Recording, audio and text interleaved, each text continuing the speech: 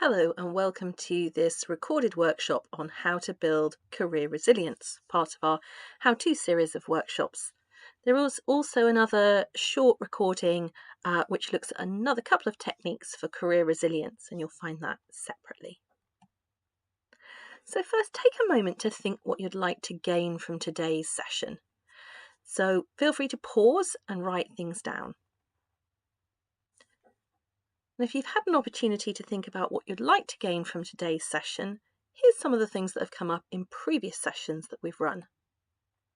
So, as you would expect, tips on being more resilient, regaining control, handling rejection. Unfortunately, a part of applying for jobs is that you will be unsuccessful on occasion. So how do you not let that knock you back too much?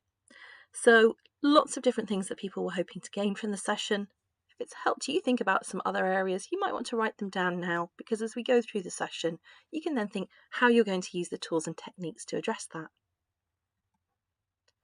So the aim of this session is to explore the concept of resilience and identify the traits of resilient people.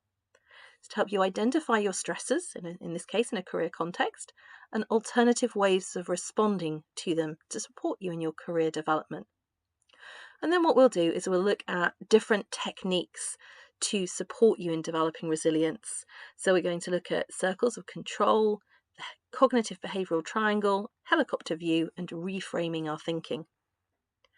And then at the end, what I'll do is I'll signpost additional resources to support you in developing your resilience through either exploring your career options, job hunting, or through going through the recruitment process. So there'll be some resources and some other workshops that might interest you. So what is resilience? So you can see from the top image here, resilience is being able to weather the storm. And in the case of the palm trees here, bending with that storm. It's about marshalling your inner resources to cope with tough times and emerging from them sometimes stronger, wiser, and more capable. Sometimes people talk about resilience as being about bouncing back, but that's a bit of an oversimplification, because we don't always bounce back rapidly. We don't always bounce back to the same place we started. And we don't always bounce back unchanged. So it might be for better or for worse. You might have gone stronger, learnt new techniques, or actually it might have been quite a damaging situation that we'd had to deal with. So resilience is broader than bounce back ability. It's being able to cope with and weather that storm. And not just coping with it, but also thriving. And there's a link here that takes you through to LinkedIn Learning to a session on thriving. So what are the traits of resilient people? Think about somebody or people or role models that you know that are resilient. So what do they demonstrate? What is it that makes them resilient? So if you want to have a think, you can pause the recording to write this down. And if you've written down ideas about what resilient people are, here are some of the things that came up when we've run this session previously. So all sorts of things in there. Have a read through them. Think of times when you've used these traits. Sometimes people say, I'm not a resilient person. However, think of a time when you've had to deal with a tough situation. No doubt you will have dealt with tough situations at some point in your life. Think of that tough situation when you were resilient. What did you do? How did you do it? And how can you apply this to other situations? So if you think of a time when you've been resilient before, what could you take from that to help you in being resilient, particularly in a career context as you're applying for roles, going through recruitment processes, and starting in new positions? As a bit of a summary, resilient people tend to see difficulty as a challenge to overcome. So learning from mistakes, not seeing it as a failure. They're able to express their emotions, accept and acknowledge them, and they're not afraid to ask for help. It's not a sign of weakness. Sometimes people think it is a sign of weakness asking for help. Actually, it's a strength, knowing when you need to draw on your support network. And when we talk about support network, you've got the careers team and you've got the student services team to help you with that. So the way we look at life makes a difference. Having a positive impact outlook, it improves our mental health. But what it is worth saying is this doesn't mean that you always have to be happy.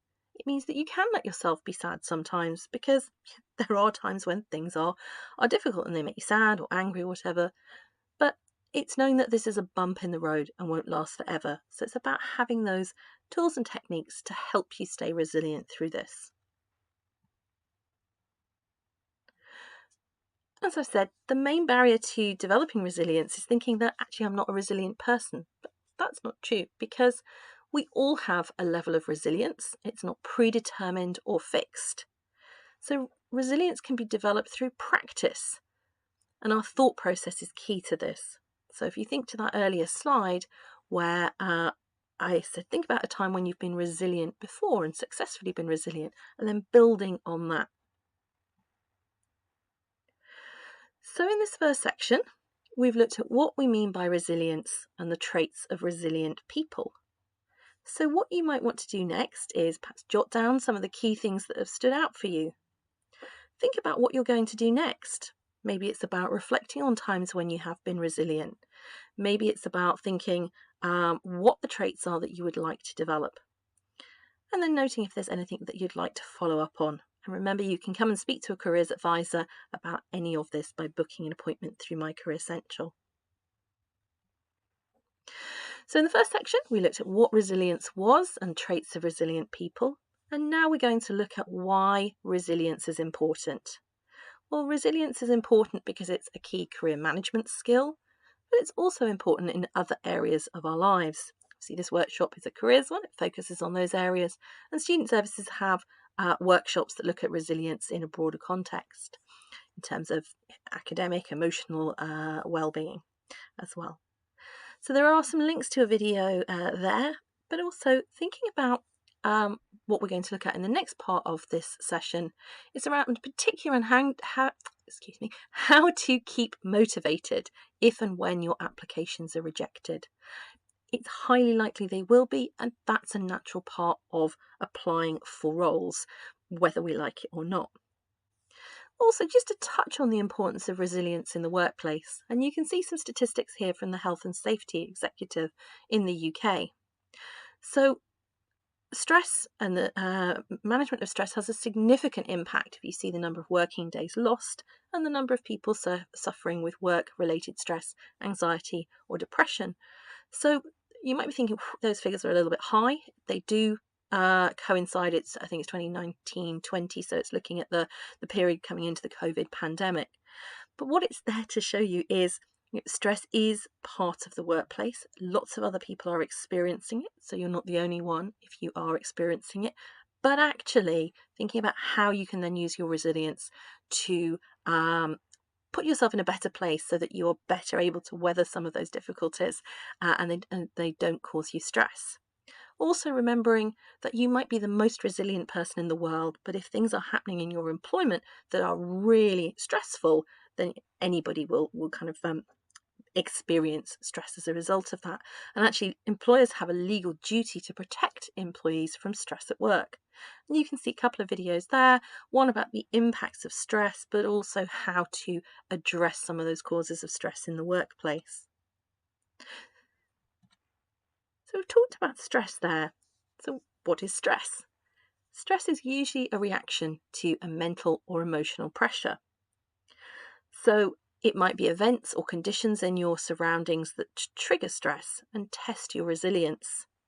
But it is important to remember stress isn't just a bad thing.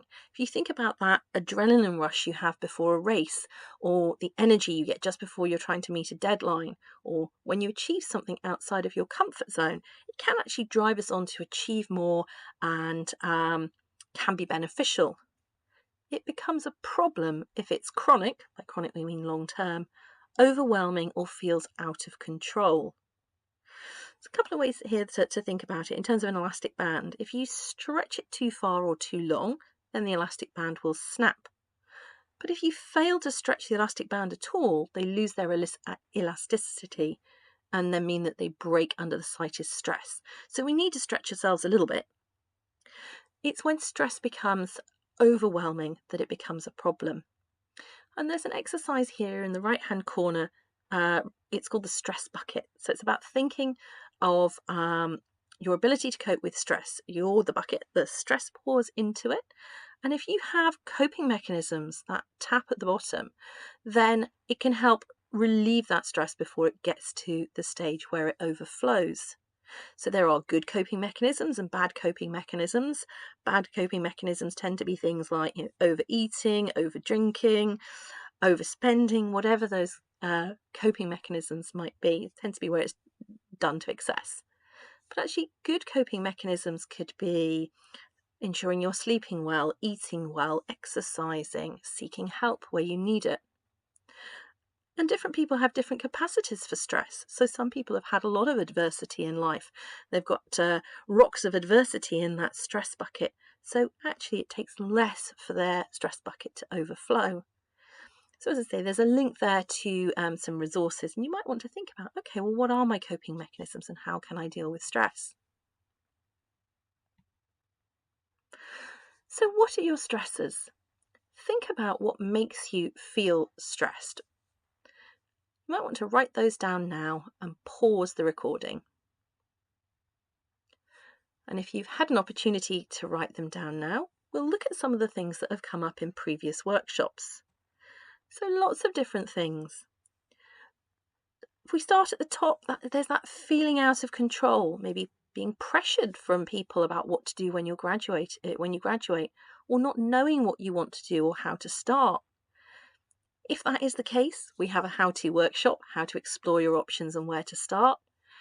You could use the resources on My CareerCentral. Go to My CareerCentral resources and get inspired. Lots of things there, short videos, podcasts, questionnaires to get you started.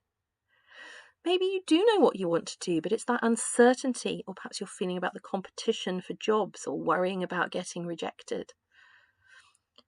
We'll look at that in the next part of this session. Lots of other things as well. So it might be situation specific. It might be about dealing with feedback. But if you write down what your stressors are, firstly, it stops them kind of just expanding in your mind. You can write them down and think, okay, what is it specifically? Because if you've made it tangible and real, then you can start to address it. So if it's just, I'm feeling stressed about what to do next to help get ready for when I graduate, that's quite a big thing to tackle. So try and break it down into smaller chunks. Is it about not knowing if you have the skills required for what you want to do, not knowing how to get into what you want to do, or not knowing what you want to do? Because once you start to break those down, you can then look at what you would need to do to address it. Who would you need to speak to? What would you need to find out? And it can help you move forward. As I say, all the way through this, the careers service is here to support you, and you can book an appointment with a careers advisor to talk through any of this. So here's a technique that you could use. It's circles of concern, influence, and control. And we'll look at it in a little bit more detail in the next slide. But basically, what it's saying is there are things that will concern you. You may have influence over them. But actually, by focusing on the things that you can control, firstly, you can take back more control, as it says, but start to address those. And where it's something that you cannot control, you can then think about, well, what do I need to let go of that? Or how can I change the way I feel about that situation? I can't control the situation, but I can control how I think and feel about it. So there is support available through student services, as I say, and they have wellbeing workshops. And if you're a graduate, there's support available through the NHS. So if we use an example that's been very prevalent over recent months and years, the pandemic. No doubt there are areas that concern you about that. But actually there's very little you can do to influence or control it. Okay, we can take our own steps in terms of hand washing, social distancing, mask wearing, whatever the requirements are at the time. But actually it's going to be more about how you feel and think about it, and changing that will help you to deal with the situation. So if we look in a little bit more detail, here are some things related to job hunting. Think about which of these you can control. So in a moment, I'll suggest you pause the recording, but think about the ones that you can control. Read through them and put a tick next to the ones you can control. There might be some you can influence, so consider which those are. And then we'll look at those, each of these in turn. So if you want to pause the recording now and write down which ones you can control. Okay, so hopefully you've had an opportunity now to work through each of those, think what level of control, influence you have. If we look at these then, here are things you can directly control. So if you had this non-specific concern about what am I going to do next, how am I going to get a role and graduation, you can think about your skills and experience and how you can build those up, either through reflecting on what you're doing in your course or other activities that you're doing, perhaps looking for positions of responsibility, maybe a course rep, your work experience, caring experience, anything like that that you can draw on to demonstrate your skills and experience. You can work on improving the quality of your application or preparing for interview. We've got lots of resources on my CareerCentral where you can speak to a careers advisor and get feedback on your CV or have a mock interview. You might think, well, I don't know what jobs are out there. So, or perhaps the job roles that you're looking for aren't advertising right now. So you can do further research. Or what other related roles are there that use the same sorts of skills and abilities, or could be a foot in the door to that type of job. And you can control how you feel about job hunting. So if you're trying to remain positive despite setbacks and not being successful perhaps at some of your applications, actually you can think, well, that's part of the process. It's disappointing, but what do I need to do to improve my application for next time? Here are some of the things you can influence. So you might think the organisation I want to work for isn't recruiting. But if you write to them in what we call a speculative application, you could find out, when are you recruiting? Do you have any plans to recruit in the future? How do you recruit? Where do you advertise? Where would I look? If you also say what you would bring to their organisation and why you really want to work in that at the organisation and what type of roles, they might get back in touch and say, well, that's interesting. We've got a project coming up, or we've got some funding coming in, or somebody's about to go on maternity leave, so we are going to be looking for somebody on an interim basis. Then it might be possible to create opportunities. In terms of who gets invited to interview and who gets offered the job, you can't control it. You can influence it by being as well prepared as you can, researching the company beforehand, writing an effective application, speaking to a careers advisor to review your application. So those are things that you can influence. And the other things are things that you're just going to have to let go. So we'll look again a little bit later on about the feeling that the pandemic might have impacted your job chances and actually explode some of those myths a little bit. If you particularly want to apply for types of jobs or in specific locations, you can't control that. You might be able to influence it with a speculative application. Otherwise, it'll be a case going back to what you can control. So that last but one point there about potentially researching other job opportunities. And a common one is, oh, but what if there are candidates who are better than me? What if there are lots of other candidates? Potentially there are, potentially there aren't. You just don't know and you can't control it. So focus on making the best application you can rather than worrying about the other candidates.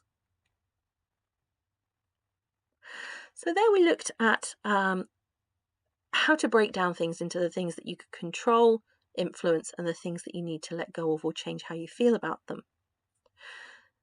Now we're going to look at a technique called reframing. So literally, if you kind of think about looking through a picture frame or a camera lens, you're seeing one perspective. And now it's about moving that frame and looking in slightly different ways. And in this case, we'll look at dealing with rejection. So you've applied for a role and you've been unsuccessful. So there's 3 steps. First of all, you could seek clarification about the reason for rejection. And I often hear students say, I've been rejected, I'm not good enough for the job. You haven't been rejected. Your application for this role on this occasion has been unsuccessful. Maybe they had somebody who perhaps had been doing the role already on a temporary basis or in another organisation, and actually you've got everything that it takes to do the role. You would have been a strong candidate, but on this occasion there were stronger applicants. So that can change some of that, change that reality. Actually, it's not I'm not good enough to do the job, it was just on this occasion your application wasn't successful. And see if you can ask for feedback. It's not always possible, particularly with the large employers. But if you have got the opportunity to ask them, if it was application stage, you could say, well, what would I need to do to improve my application in future? Is it something about my experience? In which case, what more experience would you suggest that I get? Or it might be about the way you've written your application. You could get some feedback on how to write a more effective application. If you can't get it from the employer, come and speak to a careers advisor. If it was an interview, you're more likely to be able to get feedback if you've been interviewed. You could ask, and quite often people say, oh, they were just stronger candidates. And you can say, oh, well, I'm glad that you've got someone who can do the role. But if you take all the other candidates out of the equation, did I meet the standard for the role? Or was it something about my experience or my interview technique? And that can help the recruiter give you feedback, because it can feel quite uncomfortable to give somebody feedback when you've not offered them the position. So they might give you some specific tips on the experience you'd need. They might give you some tips on how you could improve your interview technique. Or they might say, actually, you totally met the standard for the role, but there was just a stronger candidate on this occasion. So whilst it's disappointing, it could help you know, yeah, I'm okay at interviews. I can do this again next time. Then, once you've sought clarification, assess how you think and how you feel about it. You might think that it's accurate feedback, you might think it's partly accurate, or you might think it's inaccurate. Now, if this was feedback on a piece of your university work, you might have a two-way conversation with the marker about where you could improve, perhaps questioning some of the feedback and having more of that two-way discussion. In a recruitment situation, you're going to have to weigh up whether you want to apply for that organisation again. So you might not want to go back to them and say, I completely disagree with that. So it's potentially about you thinking, okay, well, I disagree with that, but I'm going to look at improving in this area, or I'm going to think about this aspect of improving, say, interview performance with a mock interview. Because sometimes the feedback can say more about the person giving it than it does about you. And then the final stage, choose your response. So accept responsibility. So if you didn't do enough interview preparation, don't blame that on the job description wasn't clear, or I didn't know what to expect. Say, okay, well, I've learned now that I need to do more preparation. So what preparation will I do? Looking at the website, perhaps having a mock interview with a careers advisor. So think about the steps that you can take to own that, accept responsibility, and move forward. You can decide how you use the feedback. So if you really do disagree with the feedback that you'd had about your application, then you might think, okay, well, I think that just perhaps wasn't the right organisation for me. Now I'm going to look somewhere else. As I say, and then you use this in preparation for your next interview. So you might want to think of a situation that you've had to deal with and how you can reframe your thinking on it using each of those 3 steps. So if you want to pause and do that, you can. If not, we'll move on to the next technique. So this technique is taking a helicopter view, and it's trying to think about the situation from different perspectives. So think from your perspective, and why is it that you were feeling stressed or difficult? Why was this a difficult situation for you? So why do you what is it that you need to do to feel more resilient and to be able to cope and move forward from this situation? So we've used the example of being unsuccessful in a job application. You could use it in any circumstance. It might be interpersonal interactions, so working with a colleague in the work environment where you're thinking, actually, that didn't go very well. I'm feeling pretty stressed about that. So think about it from your perspective. And then think about it from the other person's perspective. So if you're thinking, well, perhaps they'd been very critical of you or snapped at you, and you're thinking, that just wasn't fair. Well, actually, what was going on for that other person? Had they just had a piece of really bad news? Had somebody just snapped at them? So there might be reasons that are completely outside your control and not something that was a result of what you did. It's a result of what's going on for that other person. And if you look from the other person's perspective, then you might be able to think about how you can move beyond that or how you can improve that working relationship in future. And then also think about taking the view as if you were looking down from above, maybe as an independent observer. What were you seeing going on in that situation? And then thinking about distance and perspective. Will you still feel the same about this situation in a week, in a month, in a year, in 5 years? Because what might seem really important now, so it might be that you really, really wanted that job and you've not been successful. Are they recruiting again next year? If it's a cycle, that annual cycle of recruitment. Or is a similar opportunity going to come up in another organisation? Perhaps now that you've had more practice with writing an application and interview, you will be successful next time. So try and take that broader helicopter view. So you might want to try that exercise now with some situations you can think of. If so, pause the recording. If not, we can continue. So in this section, we've looked at what we mean, in the first section, we looked at what we mean by resilience and traits of resilient people. In this section, we've looked at how to break down our concerns into things we can control, things we can influence, and if we can't control or influence them, the need to let go and how we then change our feelings about it. And then we've also looked at reframing our thinking and seeing different perspectives. So again, same as the previous section, maybe think about the key things that have stood out for you, what you're going to do next, and anything you want to follow up on. And now we'll look at challenging some of that thinking. So here we're going to look at cognitive behavioural approaches. So one of the things that we've quite often heard students say is it's the worst time to be graduating or looking for work. The headlines we saw, I think it said the biggest hit to the economy in 300 years was one of the headlines. But actually, if you look at the evidence, this is the graduate vacancies in the UK from 2006 to through into the pandemic. And you can see actually there were significantly more graduate vacancies than there was after the financial crash in 2009. So actually it's not the worst time to be graduating. Actually, once you look at some of the data, you can see, and actually the increase in graduate vacancies has gone up significantly since this graph. So things go through cycles. It's not as bad as it has been, and it is improving. Now, admittedly, that's not all areas of the labour market. Travel and tourism, for instance, taking a little bit more time to bounce back. But once we have the evidence, we can challenge some of that black and white thinking. There's no jobs. Well, there are, and it's not perhaps as bleak as some of the headlines suggest. So we talked about unhelpful thinking styles, that black and white thinking. There are no jobs. Another example is I'm not a resilient person. Well, you will have had to be resilient. You've kept at university through a pandemic, so you have shown resilience.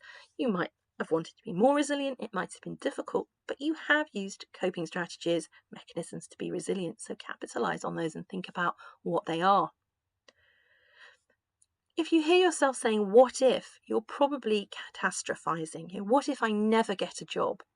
It's highly unlikely that you will never get a job. You might be unsuccessful in a number of applications, but it's highly likely you will get a role, and once you've gotten your foot in the door, that you'll progress from there. So there's overgeneralizing. Just because you weren't successful at one job interview doesn't mean that you won't be successful at the next. Going to a number of interviews before being successful is quite common. Maybe you're dealing with that should versus could. So one of the comments we saw on the earlier slide was feeling pressure from either peers, parents, family, friends about what you should do. So you might be thinking, I should go into a career in. So stop and think and flip it into could. I could go into a career in. And what would the pros and cons be? What might other options be? And then you can start to weigh it up a little bit more objectively. We talked about the concern about there being too many applicants, so there's no point in applying. We've seen statistics where there are more applicants for each graduate vacancy this year than in previous years. But it isn't more people, it's that people are making more applications in general.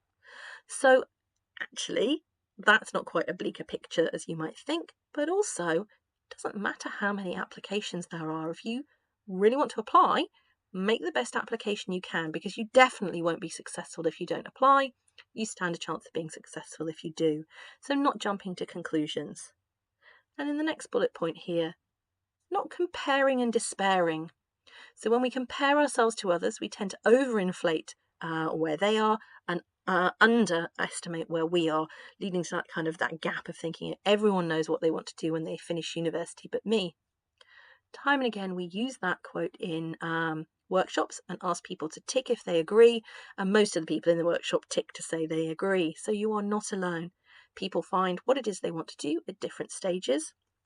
And sometimes even people who really know what they want to do, a year, 2 years into that role, have perhaps outgrown it or changed their mind and want to go in a different direction. So we all work at different time frames, so don't compare and despair. And the last one is discounting.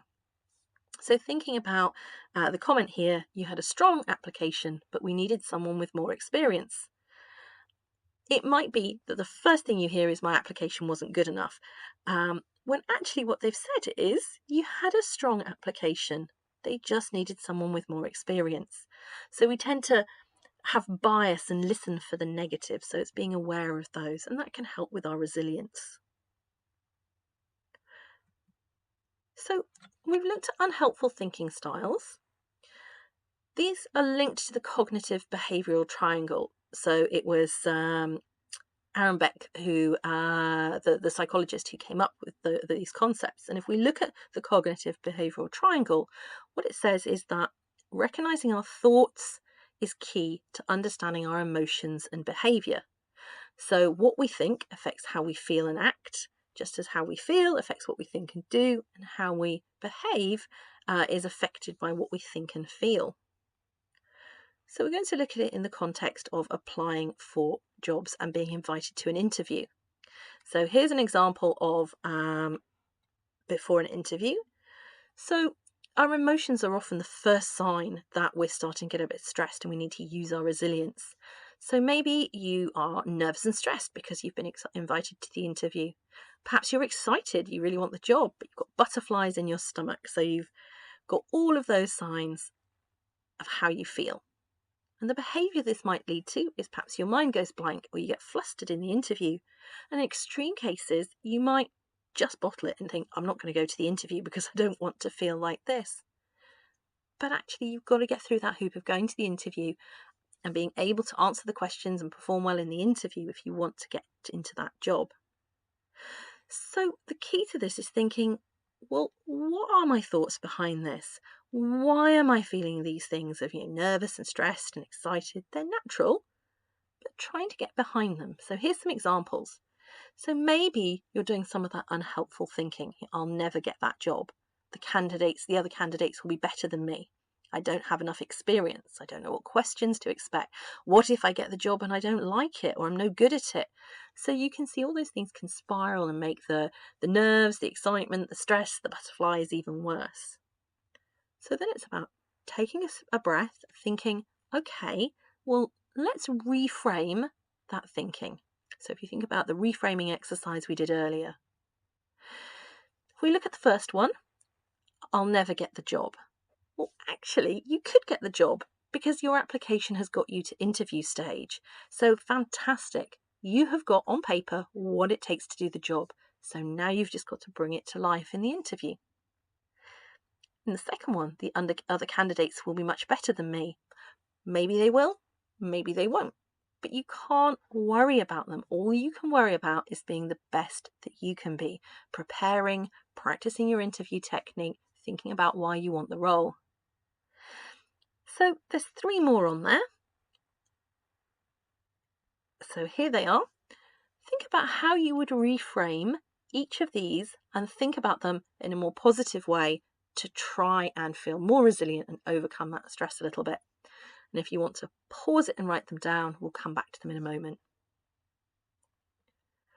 So if you've had an opportunity to write them down, let's look at some possibilities. So I don't have enough experience. So you could think, I might not have experience in this type of role, but I have similar experience from my part-time work, university studies, hobby, extracurricular activity, what it might be. So celebrating the things that you do have rather than thinking what you don't have.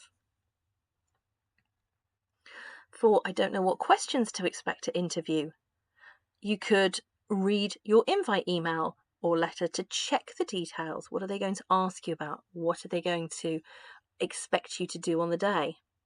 You could have a look on the organisation's website. What sort of thing do they say? And if they say it's all about our collaborative working, sharing ideas with others, they're probably going to ask you some questions about collaborative working and sharing ideas with others.